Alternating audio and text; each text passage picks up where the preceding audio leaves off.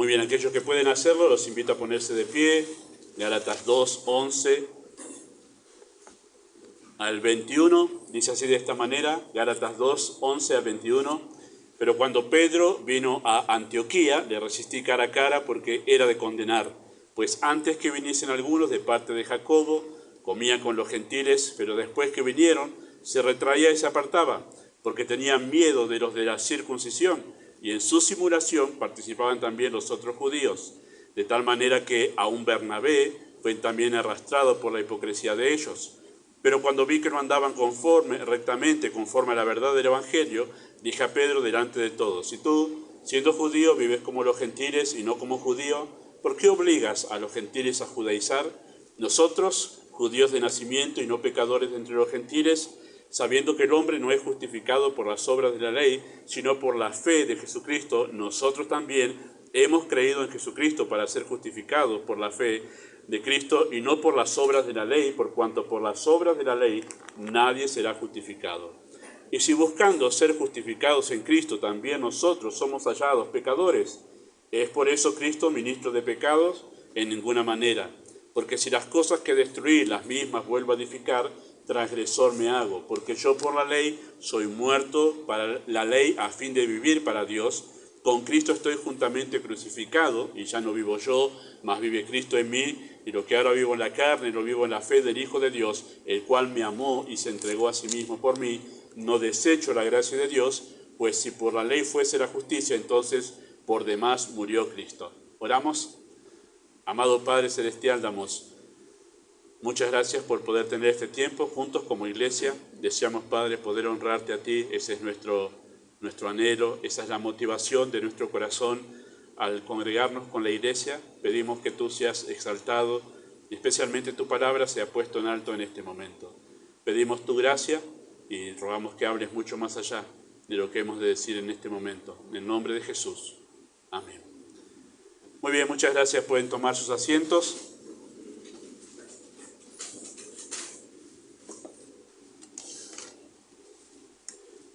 La confianza hace a las relaciones sanas en la familia de Dios. ¿Sí? Si la confianza no se establece en las relaciones en la familia de Dios, o sea, en la iglesia, se rompe o se pierde, hay poca esperanza para una iglesia local. Y usted dirá: pastor, qué catastrófico que es esto. Bueno, créame que sí. Hay muy poca esperanza para una iglesia local si en las relaciones entre los creyentes no se desarrolla esta linda virtud, esta preciosa virtud de la confianza, ¿sí? Movernos con confianza los unos con los otros. No confianzudos, sino confianza, ¿sí? Uno de los principales factores que fomenta la confianza, ¿sí? O sea, que hace que la confianza pueda desarrollarse en un grupo como el nuestro, en una iglesia y en cualquier grupo en realidad, ¿sí? Es la sinceridad. Es la sinceridad, ¿sí? Si nosotros desarrollamos esta cualidad, esta virtud piadosa de la sinceridad, es muy probable, hay altas probabilidades que entre nosotros, dentro del círculo de la iglesia, dentro de la iglesia de Dios, podamos desarrollar esta virtud de la confianza. Si hay confianza, bueno, hay mucho que esperar de la iglesia de Cristo entonces, ¿sí? Este es el obstáculo que veremos en esta tarde nosotros, la falta de sinceridad. La sinceridad no es un obstáculo, sino la falta de sinceridad dentro de la iglesia de Dios es uno de los obstáculos para llevarnos bien, para que realmente podamos ministrarnos unos a otros en las relaciones interpersonales, ¿sí? La falta de sinceridad es un obstáculo, o dicho de otra manera, la hipocresía, porque la falta de sinceridad es eso, es hipocresía. Es una de las actitudes que más aleja a las personas y uno de los obstáculos más difíciles de vencer. Dígame usted que si no ha tratado de cultivar una relación de amistad, de compañerismo con alguien, en cualquier ámbito que sea, dentro de la familia, dentro de un grupo de campamento de jóvenes, dentro de amigos, de trabajo, usted ha tratado de desarrollar esta confianza de que se basa en la sinceridad y de repente usted es engañado por la otra persona, ¿no? Le oculta cosas, le ha mentido, ha descubierto que le ha mentido en cosas. Bueno, ¿qué pasa ahí? Se pierde la confianza. Y cuando se pierde la confianza, se rompe la relación. Ya no hay relación. y después recuperar esa confianza es muy difícil. Por eso digo que es uno de los obstáculos más difíciles a vencer o a superar, porque es muy difícil recuperar la confianza en cualquier ámbito, ya sea dentro de la iglesia, en un grupo de amigos, en la vida matrimonial, entre los padres y los hijos. Recuperar la confianza es un trabajo difícil. No es imposible, pero es muy, muy difícil. O sea, que alguien vuelva a confiar en otra persona es muy difícil, ¿sí? Pero en la gracia de Dios se puede hacer. El caso que tenemos nosotros que acabamos de leer, por eso leí Gálatas capítulo 2, entre los muchos y tantos pasajes que podríamos leer en la Escritura, ¿sí? En ese texto vemos nosotros la falta de sinceridad de Pedro. Pedro simuló, y ahí vemos nosotros su falta de sinceridad. Fingió, eso es simular, fingió ser otra cosa, fingió ser lo que no era cuando estaba en la iglesia en Antioquía, ¿sí? Dice, cuando vino Pedro a Antioquía, le resistí cara a cara porque tal cosa y tal cosa él estaba haciendo, ¿sí? Él fingió o simuló a fin de sacar provecho personal de ciertas personas en determinada situación, ¿sí? Pedro todavía tenía ese problema que ya había sido tratado con él en Hechos capítulo 10 acerca de su menosprecio, ¿sí? A los gentiles y que los tenía en menos, y él por ser judío pensaba nosotros somos más. Y eso lo limitaba a relacionarse bien con los gentiles, especialmente con los creyentes gentiles, ¿sí?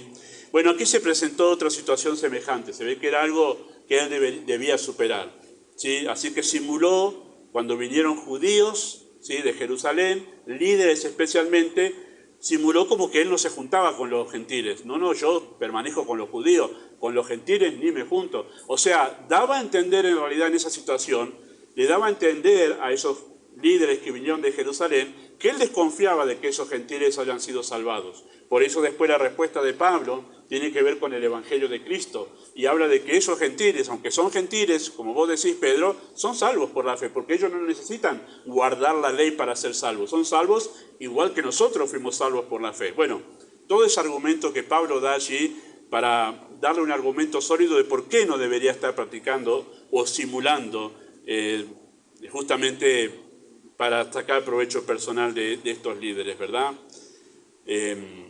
Pablo lo reprendió duramente debido al daño que esto causaba justamente al Evangelio de Cristo. Dice, como vi que no se estaba comportando conforme a la verdad del Evangelio, así que la hipocresía justamente es un mal testimonio del Evangelio de Cristo, o la falta de sinceridad es un mal testimonio del Evangelio de Cristo, ¿sí? Ese es el punto central de Pablo. Eso tiene que ver con el Evangelio, dice Pablo. No es que esto me siento ofendido yo, Pedro, por esto, y vamos... No, el tema es el Evangelio. La falta de sinceridad daña el testimonio del Evangelio. Así que, queridos hermanos, la sinceridad es la evidencia, la sinceridad o la falta de hipocresía es la evidencia de una vida redimida en Cristo, porque eso es la conclusión a la que llega Pablo, ¿no? Si estamos en Cristo, nosotros somos sinceros. Esa es la conclusión, básicamente, lo que le está diciendo allí, ¿no? Si vos decís sos creyente, Pedro, no podrías estar haciendo esto, no podrías estar simulando, fabricando una personalidad, no podrías estar haciendo eso aquí si sos creyente. Esto es serio en tu vida, eso es lo que le está diciendo Pablo allí a su colega. Tremendo, ¿no? La situación allí. Queridos hermanos, la falta de sinceridad básicamente es esto, es fabricar cierta conducta para disfrazar motivaciones egoístas. Eso es la falta de sinceridad o la hipocresía. Es fabricar cierta conducta para disfrazar motivaciones egoístas. Y todos, queridos hermanos, ¿sí? Todos, debido a nuestra naturaleza pecaminosa, tendemos a la hipocresía. Desde el día que Adán y Eva pecaron, trataron de disfrazar la vergüenza de su pecado. De ahí en más, todos tenemos la tendencia a tratar de simular, de fabricar cierta personalidad, de fabricar cierta conducta, de fabricar algo que realmente no somos. Tenemos esa tendencia debido al pecado. En mayor o en menor medida se manifiesta según la persona y según las condiciones en las que ha sido formado o criado, ¿sí? Pero todos, debido a nuestra naturaleza pecaminosa, tendemos a la hipocresía. Bueno, ¿qué es la hipocresía? ¿Qué es la hipocresía? Nosotros ya hemos dado una definición que la da el diccionario de la Real Academia, ¿sí? Pero vamos a ir un poquito más más profundo en esto, ¿sí? La hipocresía es un defectuoso mecanismo de autodefensa, ¿sí? Un defectuoso mecanismo de autodefensa del que se vale nuestro orgullo para tratar de proteger nuestra reputación. Eso en realidad es la hipocresía, ¿sí? La falta de sinceridad. Tratamos de fabricar, ¿sí?, un mecanismo de autodefensa porque si la gente descubre, ¿sí?, mis fallas, si descubre lo que realmente soy, entonces eso me va a dar mala reputación, van a pensar mal de mí, van a decir, ay, la verdad que yo pensaba y mirá vos lo que sos, y entonces como que nuestro orgullo trata de defenderse de esa supuesta mala reputación. Y tratamos y nos esforzamos de fabricar cierta imagen para que los demás, en caso de la iglesia, nos vean como muy espirituales, muy piadosos, que nunca nos equivocamos, que no tenemos ningún pecado, que tenemos todo superado, que las luchas las tenemos todas vencidas. Entonces, toda una pinturita, un cuadro hecho allí con las mejores pinturas. Pero esa no es la realidad de los creyentes, ¿verdad? Pero la hipocresía, la falta de sinceridad nos inclina a nosotros a decir, vamos a protegernos para que no nos vean mal, que no tengan una mala imagen de lo que realmente yo soy, que no se conozca todo eso, ¿verdad? Es un mecanismo defectuoso de autodefensa. ¿Por qué es defectuoso? Porque todos nos conocemos, hermanos.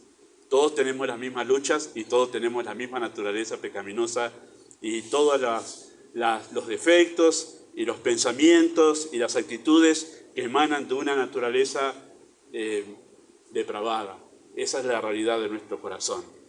También la hipocresía es un medio ineficaz de autocomplacencia, ¿sí?, que nuestro egoísmo utiliza para tratar de suplir la necesidad de aceptación y amor.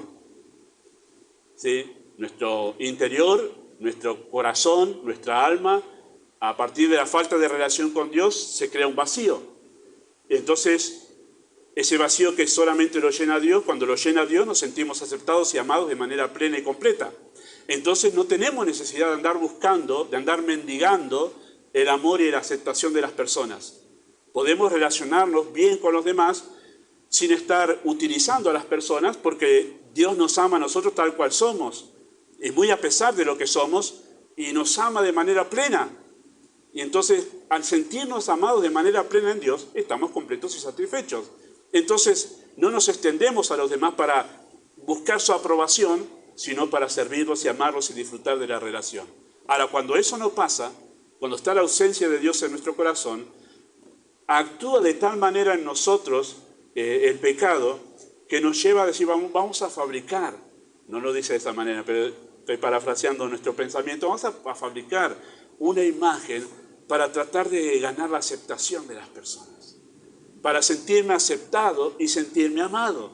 Entonces es un mecanismo ineficaz de autocomplacencia, ¿sí? No son pocas las personas y no son pocas las situaciones en que nosotros mismos, a veces involuntariamente o mejor dicho inconscientemente, tratamos de fabricar una imagen para ganar el respeto de los demás y sentirnos, wow, me quieren, me aceptan, me reciben, y tratamos de, fabricando algo, tener amigos, tener aprobación, tener felicitación. Bueno, eso hace la hipocresía, ¿verdad? O el pecado manifestándose a través de la hipocresía. Pedro trató de suplir su necesidad de aceptación de esos líderes que venían de Jerusalén, buscando la aprobación de ellos, ¿verdad? Haciendo uso de este medio ineficaz de autocomplacencia, ¿sí? Personas completamente satisfechas en Dios no se ven necesitadas ni ansiosas de tratar de impresionar a nadie. Pueden extenderse a los demás sin dobles motivaciones, pueden ser sanamente sinceras, transparentes en sus motivaciones y acciones. No hay temor, cuando uno está satisfecho en Dios, no hay temor que los demás nos conozcan como somos. No hay temor en verdad que los demás sepan de las luchas que tenemos. No hay temor de que los demás lleguen a saber cuáles son los pecados con los que uno está luchando. No hay temor en realidad que los demás sepan que uno en ciertas áreas es muy débil, en otras áreas no es tan habilidoso. Bueno, no hay temor de esas cosas. No hay temor que nos conozcan como personas imperfectas cuando nosotros nos sabemos amados y completos en Dios. Entonces no estamos tratando de impresionar a nadie fabricando una imagen de lo que realmente no somos. Por eso es que esto tiene que ver justamente con el hecho de una satisfacción en Dios, ¿verdad? Un ambiente en el que nadie está tratando de impresionar a nadie y en el que nadie está tratando de usar a nadie, es un ambiente de gracia. Para fomentarlo se necesitan dos cosas, ¿sí? Qué lindo es un ambiente así, ¿no? Donde sabemos que somos sinceros los unos con los otros. Que el otro no está tratando de venderme humo, ¿no? Se dice así, vender algo que no existe, ¿verdad? ¿Sí? El otro no está tratando de impresionarme, sino que está tratando de tener una relación sincera conmigo. Que no me está tratando de hacer todo el listado de su maravillosa y esplendorosa camino a través de los cielos y su conversación con los ángeles para decir, wow, qué espiritual. No está tratando de impresionarme, sino que tal cual es, se me acerca y se me brinda en comunión. Bueno, un ambiente así es un ambiente de gracia, ¿sí? Donde tampoco nadie está tratando de usar al otro. Pero para fomentar un ambiente así, un ambiente de gracia, donde podemos relacionarnos los unos con los otros de manera sincera, sin temores, sino abiertamente, de forma transparente, hacen falta dos cosas. Dos cosas. Primero, erradicar por completo la actitud farisaica de hacer notar públicamente las faltas del otro. Conversaba en una de las charlas con mi esposa sobre esta temática, hace como 2 o 3 semanas era esto, y ella me hizo notar esto. El hecho de la falta de sinceridad que a veces se nota en los ambientes cristianos, y ella me dice, sí, pero es necesario para que seamos sinceros, que tiene que haber ese ambiente donde no está el temor de que el otro está tratando de descubrirme y publicar mis faltas, ¿no? Esa actitud farisaica de hacer notar públicamente las faltas del otro, eso hay que erradicarlo, no solo de nuestra iglesia, sino de cualquier iglesia. ¿Por qué decimos actitud farisaica? Sí, bueno, de los fariseos viene esa palabra, ¿verdad? Bueno, porque los fariseos eran insoportables, hermanos. Los fariseos eran insoportables. Parecían la policía de la moral, ¿sí? Ellos estaban constantemente vigilando que nadie se mueva 1 centímetro de lo que ellos decían moralmente que debía conducirse las personas, ¿sí? Estaban atentos a eso, andaban con la lupa en la mano, mirando a todos. Esa es la actitud farisaica, ¿verdad? Buscaban personas para hacerles notar sus pecados, incluso ideaban trampas para hacerles pisar el palito y mostrarles lo imperfecto que eran, ¿sí? Una cosa es la realidad de lo que somos. Otra cosa es que en la comunión, en la supuesta comunión entre creyentes, en realidad nosotros estemos a cada rato haciéndoles notar a los demás sus defectos y sus faltas, ¿verdad? Eso es muy farisaico, hermanos. A eso se dedicaban los fariseos, en verdad, ¿sí? Incluso puse aquí eso de que ideaban trampas. Esta ilustración la tengo hace años y es la primera vez que la puedo usar. Y dije, por fin puedo usar esta ilustración. Y ustedes la habrán visto, porque esto aparece muy seguido por las redes sociales, por Facebook o por YouTube, donde se muestra que no uno, sino más de un pastor hizo esto, y yo cada vez que lo veía me irritaba, ¿no?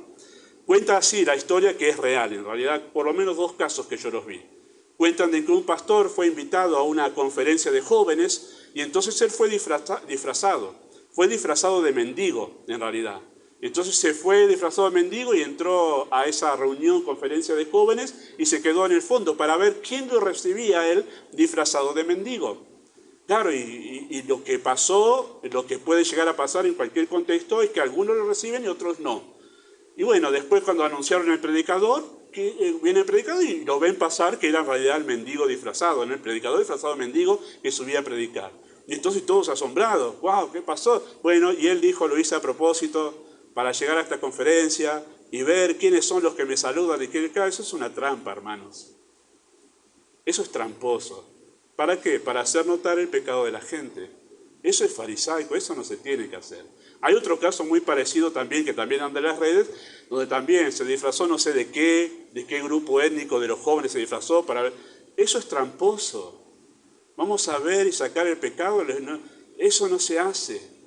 Y hay algunos que dicen, mirá, vos que viene el pastor, sacó a la luz todo lo que este grupo acá está fallando. Eso está mal. Y eso no se debe hacer. Eso es farisaico.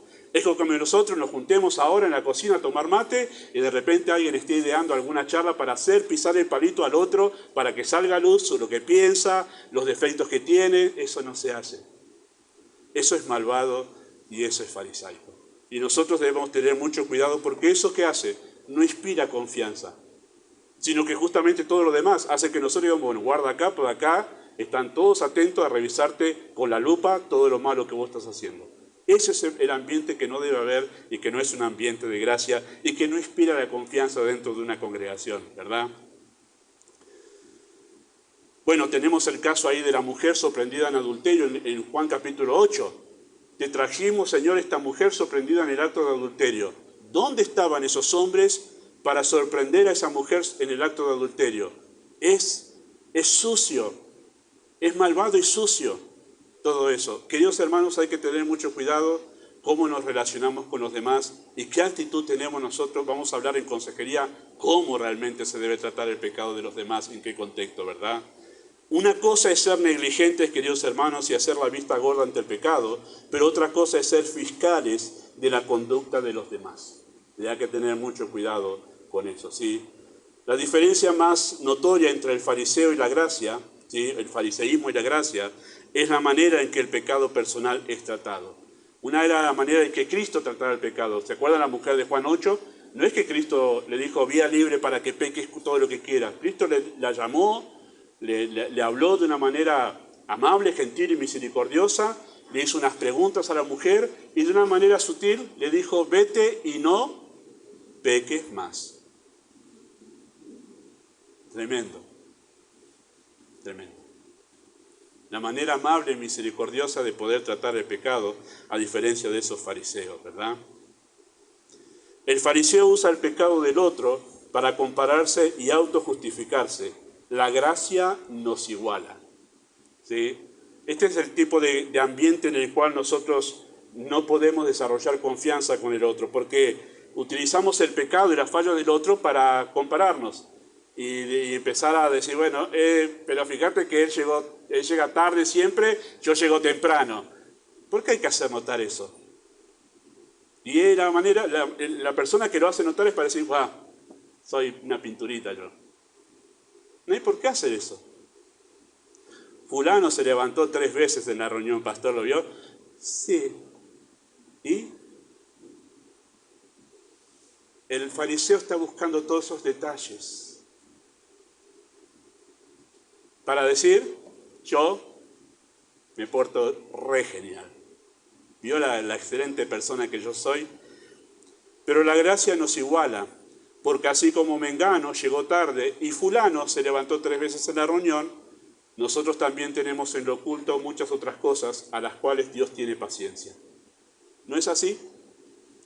El fariseo se olvida de eso, que nosotros tenemos un montón de otras cosas dentro de nuestro corazón con las cuales Dios tiene mucha paciencia, hermanos. Es más, la característica que más debe destacar de Dios en nuestra vida, debemos resaltar de Dios, es esa paciencia que nos tiene día a día con todas nuestras falencias y nuestros pecados. Pero el fariseo está atento a hacer notar al otro, ¿para qué? Para yo subir un escalón más arriba, porque en lo que él hace, yo estoy superior. Pero hay muchas otras cosas en las que yo estoy muy abajo. Muy abajo. Claro, eso no crea ninguna confianza en la iglesia, ¿verdad? Sino que crea mucho temor. El fariseo busca exponer públicamente al otro, incluso con trampa, indirectas, bromas, chismes y persecución. La gracia busca cubrir el pecado. 1 Pedro 4:8. ¿Se acuerdan que utiliza esa palabra? El amor cubrirá multitud de pecados. No encubrir, sino cubrir, que es muy diferente. ¿Qué hace la gracia? Trata que en realidad esos, lo usamos, ¿no?, trapitos sucios de mi hermano, estén tratados de una manera tal que cuidemos de él. Lo cubre, pero no para encubrirlo, sino para tratarlo de la manera apropiada. Eso vamos a ver en consejería. Llama al hermano en un momento, o a la hermana en un momento, fuera del contexto de la reunión, de la comunión. Le dice, nos juntamos en realidad esta semana, quiero hablar contigo. Quiero tratar algo contigo. Y prepara un ambiente tal donde en realidad usted pueda hablar con la persona cara a cara y en un ambiente distendido y más tranquilo. Y no comienza diciendo, tengo 4 cosas para cantarte. Esto y esto. Bueno, listo, último mate, me voy a casa. No es así. Se comienza la conversación, la verdad que estoy muy contento con vos. Te he visto crecer este año en esto. Admiro esto de vos también. Esto es muy positivo en tu vida. ¿Sabés que todo eso está muy bueno? Esto podría ser perjudicial para todo ese crecimiento que vos tenés. Y ahí llegamos al momento de tratar el pecado. Hay que tener mucho cuidado con la actitud en que nosotros nos acercamos a tratar las fallas con los demás, pero no es en el contexto de la iglesia, ¿sí? Alguien me ha comentado alguna vez en otra iglesia, no aquí, quédense tranquilos, pero otra iglesia, en otro lugar. ¿Sabes qué pasó? Tal fulano de tal está preocupado porque Mengano se levantó de la reunión y le dijo, vos sabés lo que hiciste. Y se fue. Y se fue. Y ese otro no sabía ni siquiera a qué se estaba refiriendo, no sabía qué había hecho, cuándo le había hecho, nada. Pero hizo así, vos sabés lo que hiciste. Chao. Claro, no hay ninguna actitud de amor en eso, no hay nada de amor, no hay nada de gracia. ¿Sí? La gracia cubre el pecado, trata incluso cuando nosotros sabemos del otro cosas que ni siquiera hacen falta hablarlo, sino que requiere de nuestra paciencia, ¿verdad?, del otro. Sabemos que ya es así. Sabemos que ya tiende a esta falencia, a que su debilidad esté de este lado, sabemos que le falta crecimiento, sabemos que... Y nosotros no hacemos notar eso. Como estar en un grupo que suele pasar en los grupos de jóvenes de los campamentos. Che, ¿vos por qué no hablas? ¿A vos que no hablas nada? Y el otro que no habla nada se siente más avergonzado todavía. ¿Pero qué hace la gracia? ¿Qué hace la gracia? No importa. Incluso lo hace participar sin hacer notar que es una persona callada. O el otro que vocifera a los cuatro vientos todos los secretos que puede conocer, ¿verdad? Todo, no para de hablar y todo lo demás. Y alguien le va a callarte, vos. Bueno, tampoco esa es la manera, ¿verdad? La gracia cubre el pecado. Sí. El fariseo busca destruir la reputación. La gracia busca edificar. ¿Sí? Cuando alguien está tratando de exponer las faltas de otro de una manera incorrecta, exponerla en el contexto inadecuado, hablarla sin el propósito de edificar, lo que está buscando es destruir su reputación, hacer que quede mal delante de los demás. Bueno, eso no crea ninguna confianza, no crea un ambiente ni tampoco de la disposición para ser sinceros con el otro. El fariseo actúa con enojo, la gracia nos enseña a corregir con espíritu de mansedumbre. El fariseo se enoja por las molestias personales, pero la gracia piensa en la gloria de Dios y en la edificación del otro. Siempre debemos pensar en eso cuando nos vamos a casa, porque fulano hizo esto, mengano hizo el otro, no pensar, ¿qué me está molestando? ¿Es porque me molestó a mí o porque esto realmente daña la gloria de Dios? Porque a veces se trata de eso nada más, mi molestia personal, pero no se trata de la gloria de Dios. Entonces debemos tener cuidado con eso. Piensa seriamente sobre tu actitud. Si lo que te llevas a casa luego del culto son las faltas, errores y pecados de los demás, actúas como un fariseo. ¿Qué es la conversación luego del culto, luego de la reunión? En casa. ¿Qué es lo que estás masticando cuando te vas de la reunión? Bueno, si son las faltas, errores y pecados de los demás, bueno, ten a bien que el fariseo que todos llevamos adentro está vivito y coleando. Está en su mayor furor ahí. Una cosa es el pecado que se está tratando desde la enseñanza del púlpito y otra cosa es estar con la lupa en el tiempo de comunión. Hermanos, si un texto habla sobre cierto pecado y yo estoy exponiendo el texto, es inevitable que yo hable del texto, lo explique y además lo aplique de manera general, confrontándonos mutuamente con ese pasaje. Pero otra cosa es estar en la comunión que debemos tener unos con otros todo el tiempo, acentuando eso, pinchando todo eso con ese tema todo el tiempo al otro. En un ambiente así justamente, de falta de cuidado, de fariseísmo, ¿sí? Las personas se sienten que están continuamente en observación. Y esto produce desconfianza y el resultado es distancia. ¿Sí? Distancia. Un ambiente así no es propicio para desarrollar confianza. Debemos erradicar, queridos hermanos, la actitud farisaica, pero también debemos fomentar un ambiente de gracia. Desarraigamos esa actitud farisaica, pero lo segundo que debemos hacer para que pueda haber un ambiente de sinceridad y de confianza, bueno, fomentar un ambiente de gracia. Ese ambiente de gracia, Pablo lo describe en Filipenses 2, 1 y 2, de esta manera el texto lo tienen aquí. Dice, por tanto, si hay algún estímulo en Cristo, si hay algún consuelo de amor, si hay alguna comunión del Espíritu, si hay algún afecto y compasión, haced esto, completad mi gozo sintiendo lo mismo, conservando el mismo amor, unidos en espíritu, dedicados a un mismo propósito. Bueno, ahí da cuál debe ser el ambiente de gracia dentro de una conversación. Esto debe ser el tema de conversación. Esto debe ser lo que mueve la comunión y la relación dentro de la iglesia de Dios. Un ambiente de gracia ayuda a que la congregación no esté bajo la presión del ojo fiscalizador. Se siente comprendida la persona y aceptada a pesar de cómo es.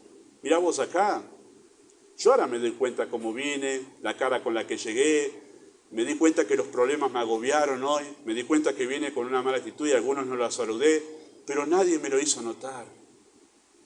Disimularon, como diciendo, lo entendemos. Qué lindo es ese ambiente. Qué lindo es donde nos entienden y nos comprenden y saben que hoy no tuvimos un buen día, ¿verdad? Un ambiente de gracia, las diferencias pasan a un segundo plano y prima la comunión, ¿sí? En un ambiente de gracia prima la confianza en el amor. El amor todo lo cree, ¿se acuerdan? 1 Corintios capítulo 13. ¿Qué quiere decir que el amor todo lo cree? Bueno, que la primera actitud nuestra no es de desconfianza, sino de confianza. La persona que está desconfiando de todos todo el tiempo muy difícilmente desarrolle sinceridad y confianza en el otro. Una cosa es cuando ya conocemos a alguien que tiene una fama de ser una persona peligrosa. Bueno, ahí uno desconfía, ¿no? Si hay alguien con un cuchillo metido acá, en el cinturón, y yo voy confiado, el amor me dice que yo confíe, no, y muy probablemente me acuchille y me asalte. Entonces yo voy con cierta desconfianza. Pero fuera de esas situaciones extremas que estoy mencionando, la Biblia me dice que el amor todo lo cree. Yo debo mostrar una actitud de confianza con el otro, ¿sí? Bueno, muy probable que a veces en algunos casos después me desengañe. Y después de conocer a la persona, quizás sí deba decir, bueno, ahora tengo que empezar a tener un poquito más de cuidado. Pero la primera actitud es la actitud de confianza, ¿sí? O sea, en el ambiente de gracia uno no está desconfiando sin fundamento. Da un voto de confianza con la debida prudencia, ¿no? La desconfianza crónica terminará por alejarnos, ¿sí? En el ambiente de gracia perdemos el miedo a ser conocidos. Si soy aceptado, me siento en confianza para brindarme tal y como soy, ¿sí? Y esa es la otra parte, porque uno puede mostrarse muy transparente, sincero, pero si la otra persona en realidad tiene miedo a ser conocida, ¿sí? Porque es un problema también de algunos, miedo a que me conozcan, miedo a que me juzguen, miedo a que sepan mis problemas, miedo a cómo ando en mi familia, miedo a todo eso, siempre uno crea una coraza para que nadie sepa lo que yo soy y lo que vivo en realidad. Claro, eso es muy difícil también, desarrollar sinceridad y confianza en la gracia de Dios. Pero si nosotros creamos un ambiente donde somos aceptados, muy a pesar de lo que somos, bueno, es muy probable que esas personas se sientan en algún momento libres para abrirse y para brindarse a los demás y tener sincera comunión en Cristo. En un ambiente de gracia nos abrimos para ser ayudados, ¿sí? No tememos el ser amonestados o reprendidos, porque sabemos que se busca nuestro bien. Si hay un ambiente de gracia en la iglesia donde nosotros sabemos tratar el pecado de la manera apropiada, bueno, cada uno de nosotros va a sentirse en confianza para que si en algún momento alguien me llama para reprenderme por algo, yo decir muchas gracias. La verdad es un bálsamo que no me herirá la cabeza. Pero en un ambiente de farisaico tengo miedo, no voy a decir, pues ya sé que me van a mandar a la silla eléctrica acá. Entonces, ese es distinto, ¿verdad?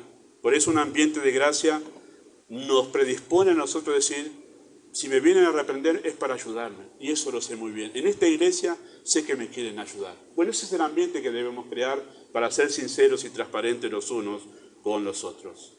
Necesitamos de la mirada del otro porque puede observar cosas que nosotros no percibimos de nuestra persona. Y por eso es que es necesario desarrollar una relación de confianza dentro de la iglesia, porque nos necesitamos mutuamente. Una de las cosas que pasa cuando empezamos a estar en público, los que estamos en público, hablando en público, es que nosotros no nos vemos. Ahora sí, con la grabación nos vemos y nos matamos después lunes, cuando decimos, wow, ¿qué dije? ¿Qué hice? Pero ustedes pueden verme a mí, en cómo estoy hablando, qué dije, cuál fue mi actitud, mi cara y todo demás, y puede ser que haya algunas cosas que se tengan que corregir, si no muchas. Y en un ambiente de gracia, usted se va a sentir libre. Pastor, esto, pastor, aquello. No venga todos los domingos con cositas, porque ya se vuelve difícil ahí. No puedo con todo. Pero hay un ambiente de gracia donde digo, gracias, necesitaba esa corrección. Necesitaba esa muestra de amor, necesitaba esa corrección, ¿no? Y además de uno, ustedes han venido, en verdad, saben, hermanos, a corregir cosas durante este ministerio que estoy aquí. Y yo siempre doy gracias que se puedan sentir con esa libertad de llamarme la atención, porque digo, qué bueno. Sería difícil para mí llegar a enterarme que no se atreven a decirme algo por mi personalidad, pero gracias a Dios, los que han venido a llamarme la atención, es algo bueno para mí, que podamos tener ese ambiente donde uno pueda ser exhortado, llamado la atención y animado justamente a crecer, ¿verdad? En un ambiente de gracia, fomentar la sinceridad sensata.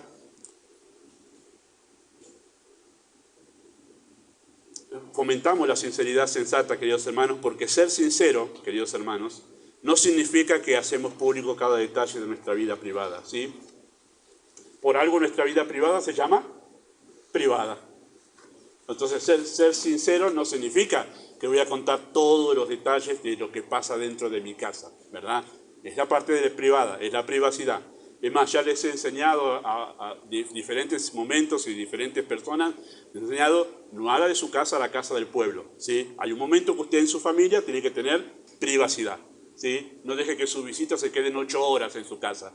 Eso no corresponde, porque hay un momento después de las 2 horas de visita que se rompió ciertas barreras y se entra en un terreno peligroso, ya no de confianza, sino de ser confianzudo. Y ahí hay muchos peligros, ¿sí? Bueno, tenemos que ser sensatos con la sinceridad, ¿verdad? No significa que hacemos público cada detalle de nuestra vida privada. No significa que no significa que decimos todo lo que pensamos, ¿sí? Necesitamos un filtro. Ser sincero, yo soy sincero. ¿Te queda mal ese pantalón? La verdad, feísimo. Soy sincero. No. Además que hay maneras de decir las cosas, ¿verdad? Hay cosas que no hacen falta decir, de ninguna manera, ¿sí? No significa que decimos todo lo que pensamos. Eso no es ser sincero, eso es ser grosero. Necesitamos un filtro. No significa expresar sin reparo todas nuestras emociones. Bueno, que me aguanten como soy. Yo soy así, con estas emociones. No, eso es falta de dominio propio, no es ser sincero. Entonces, tengamos cuidado con a qué llamamos sinceridad, ¿verdad? Un ambiente de gracia ayuda a desarraigar la hipocresía de verdaderos creyentes y confronta a los falsos creyentes con su necesidad de una verdadera transformación. Bueno, acá hay mucha tela para cortar en este tema, pero creo que el tema ha quedado planteado claramente. Entre los obstáculos a vencer en las relaciones unos con otros, la hipocresía o falta de sinceridad es uno de ellos. Y para lograrlo hay que tener 2 cosas en cuenta.